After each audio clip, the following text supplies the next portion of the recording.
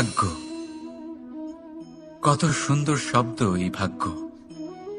কিন্তু যতটা সুন্দর ঠিক ততটাই রহস্যময় এই শব্দ। কখন কি হবে কেউ জানে না। লোকে বলে যে ভাগ্যে যা লেখা আছে তার চেয়ে বেশি কিছুই পাওয়া যায় না, তার চেয়ে কমও কিছুই পাওয়া যায় না। নিয়তির যা রচনা তা কখনো মোছা যায় না। কিন্তু কেউ এইটা বোঝে না যে নিয়তি আপনার কর্মের দ্বারা বদলায়। যদি আপনি শুভ চিন্তা করেন, শুভ কর্ম করেন, তাহলে নিয়তি আপনার সাথে খারাপ কিছু হতেই দেবে না। কখনো আকাশে পাখিদের দেখুন, তারা কখনো ভাগ্যের ওপর নির্ভরশীল হয় না। যতই ঝড় আসুক, যতই তীব্র হাওয়া দিক, ঘুরতে থাকে, একটা জিনিস জড়ো করে নিজের সৌভাগ্য, নিজের বাসা নিজেই তৈরি করে। নিজের সন্তানের জন্ম দেয়, তাকে লালন পালন করে, নিজেই তাকে উড়তে শেখায়, কখনোই ভাগ্যের উপরে নির্ভরশীল হয় না সে। এই বিষয়টা আমাদেরও শিখতে হবে। তাই মনে রাখবেন, আপনার ভাগ্য নিয়তির লিখন নয়। আপনার ভাগ্য তাই যেটা আপনি দিনের পর দিন আপনি নিজেই লেখেন। কিছু নিজে পরিশ্রম করে, কিছু নিজের ভাবনার জোরে। রাধা রাধা। মানুষের স্বভাব হলো যে সে সবসময় নিজে বলতে চায়, কারুর কথা শুনতে চায় না। কিন্তু তার এই স্বভাব তাকে এক বিশাল বড় জ্ঞানের থেকে দূরে সরিয়ে রাখে, সামনের মানুষের ব্যক্তিত্বের জ্ঞানের থেকে দূরে। তাই যদি আপনি কাউকে চিনতে চান, কাউকে বুঝতে চান, তাকে থামাবেন না, শুধু বলতে দিন। কারণ একজন ব্যক্তির ব্যক্তিত্ব লুকিয়ে থাকে তার কথার মধ্যে, আর তার আসল পরিচয় লুকিয়ে থাকে তার শব্দের পেছনে। বলতে দিন, আস্তে আস্তে আপনি সব বুঝতে পারবেন। এটাই তফাৎ হলো একজন সাধারণ মানব আর একজন মহামানবের মধ্যে। এক যে কাউকে বলতে দেয় না, আর এক যে সবার কথা শুনে। তাহলে সিদ্ধান্ত আপনার, আপনি কি সাধারণ হতে চান না অসাধারণ? কারণ এই ভবিষ্যৎ আপনার। রাধা রাধা। ভাগ্য আর কর্ম, এই দুই এমন শব্দ যাকে ঘিরে সমগ্র সংসার। কেউ বলে আমার ভাগ্যে এটা ছিল না, যা পেলে আমার জীবন অন্যরকম হতো। কেউ বলে আমার গত জন্মের কর্ম নিশ্চয়ই এমন ছিল, যে কারণে এই জন্মে এরকম ভাগ্য পেয়েছি আমি। এসব বাদ দিন আর একবার শান্ত চিত্তে ভাবুন। আপনি বুঝতে পারবেন যে ভাগ্য আর কর্ম এই দুই এই জন্মের। তফাৎ শুধুমাত্র এটাই যে যদি ভাগ্যের কথা বলা হয়, তাহলে আপনি এই ভাগ্যের থেকে যত বেশি আশা করবেন তত বেশি নিরাশ হবেন আপনি। কারণ এই আশা আপনাকে কর্ম করা থেকে আটকায়। যদি কথা বলা হয় কর্মের, তাহলে নিজের কর্মের প্রতি যত বিশ্বাস রাখবেন তত বেশি সফলতা আপনার কাছে আসবে। তাই একটা কথা মনে রাখবেন, ভাগ্য আপনার কর্ম নির্ধারণ করে না, কিন্তু আপনার কর্ম আপনার ভাগ্যকে অবশ্যই নির্ধারণ করে। রাধা রাধা। এই সংসারে আলোর উৎস কি? সূর্য। এই সংসারে মিষ্টি জলের উৎস কি? নদী। এই সংসারে উচ্চতার প্রতীক কি হয়? হিমালয় পর্বত। আমরাও জীবনে এরকমই হতে চাই, সূর্যের মতো তেজস্বী হতে চাই, নদীর মতো পূজনীয় হতে চাই, হিমালয় পর্বতের মতো উচ্চতা লাভ করতে চাই। সব ঠিক আছে, কিন্তু তার জন্য আমরা কাজ কি করি? যদি এরকম আমরা হতে চাই, তাহলে সবার আগে সূর্যের মতো নিজেকে উজ্জ্বল করুন। সূর্যের সব থেকে বেশি আলো নিজের অন্তরে থাকে। নদীর মতো নিজের পথ নিজেই তৈরি করুন। পাথরের সাথে ধাক্কা খাওয়ার পরেও থেমে না যাওয়া শিখুন। হিমালয় পর্বতের মতো উচ্চতা লাভ করতে হলে সেটার মতো অটল থাকতে শিখুন। একটা কথা অবশ্যই মনে রাখবেন, নিজেকে জ্বালাবেন তবেই সংসারকে আলোকিত করতে পারবেন। রাধা রাধা।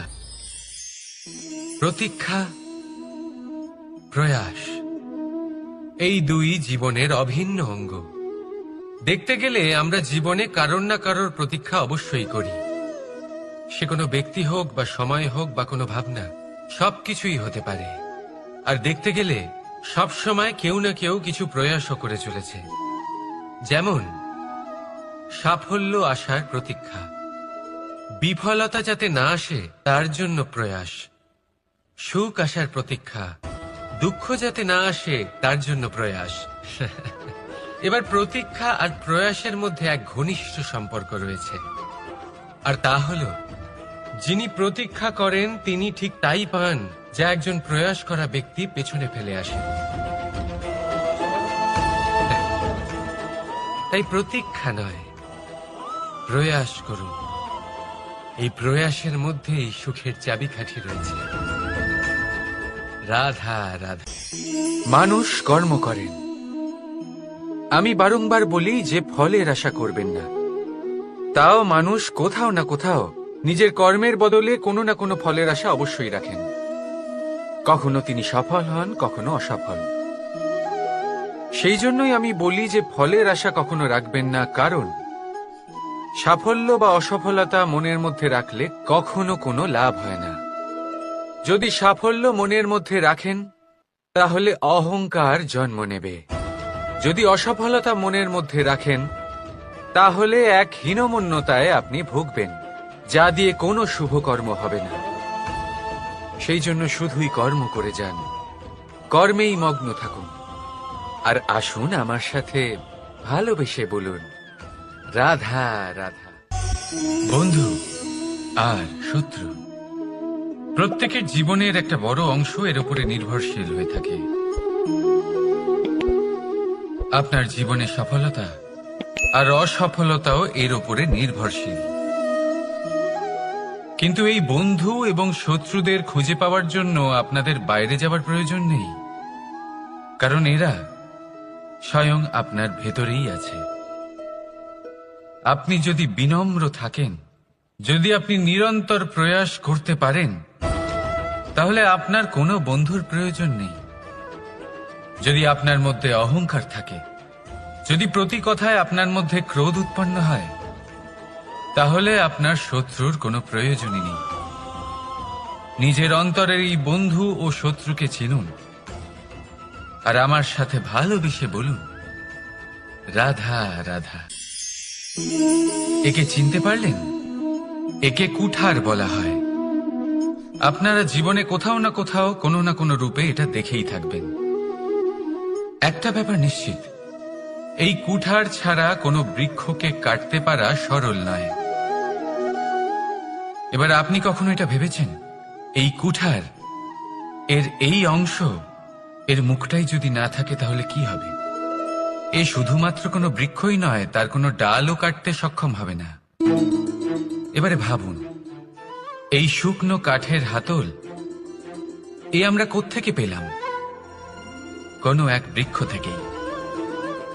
সেই ডাল যাকে কেটে ফেলা হয়েছিল এক বৃক্ষকে কাটার জন্য, এই ডালই শস্ত্ররূপে প্রস্তুত। আমাদের জীবনে আমাদের প্রিয়জন, আমাদের আপনজন যখন সময় কখনো কখনো তাদের সঙ্গ না দেয়, যদি তারা দৈন্য দশায় থাকেন, তাহলে তাদের সঙ্গ কখনো ছাড়বেন না। ওনাদের প্রয়োজন শুধুমাত্র মনোবল। তা তাদের দিন, তাদের সাহায্য করা আপনার কর্তব্য। হয়তো তাদের সাথে থেকে আপনার কোনো লাভ হবে না, কিন্তু তাদের দূরে থাকাতে আপনার ক্ষতি অবশ্যই হতে পারে। সর্বদা সাহায্য করুন। সঠিক সময় আসলে তা আপনার সহায়ক অবশ্যই হবে। রাধা রাধা। আমাদের মধ্যে বেশিরভাগ মানুষেরই এই অভিযোগ থাকে যে মানুষ তখনই আমাদের স্মরণ করেন যখন সেই সময় আসে যখন আমাদেরকে প্রয়োজন হয়, যখন কোনো কাজ থাকে, যখনই এই সময় পেরিয়ে যায়, তাদের কার্যসিদ্ধি হয়ে যায়, তারা আমাদের থেকে দূরে চলে যান, ভুলে যান আমাদের। এবার এই বিষয়ে ভেবে খারাপ অবশ্যই লাগে। এই পরিস্থিতিকেই অন্য এক দৃষ্টিভঙ্গি দিয়ে দেখার চেষ্টা করুন। মনে রাখবেন, মানুষ প্রদীপের সন্ধান তখনই করেন যখন তার জীবনে অন্ধকার থাকে। আপনি প্রসন্ন হয়ে উঠুন, কারণ আপনার কাছে সেই সুযোগ আছে যে কারোর জীবনে প্রকাশের কিরণ আনতে পারছেন, কাউকে সঠিক পথ দেখাতে পারছেন, কারোর সহযোগিতা করতে পারছেন, এই পুণ্য অর্জন করতে পারছেন। কারোর থেকে কোনো আশা রাখার দরকার নেই। যার আপনাকে যতটা প্রয়োজন তাকে ততটাই সাহায্য করুন, ততটাই সবাইকে প্রেম বিতরণ করুন। আর এই প্রেমের ভাব নিয়েই আমার সাথে বলুন, রাধা রাধা।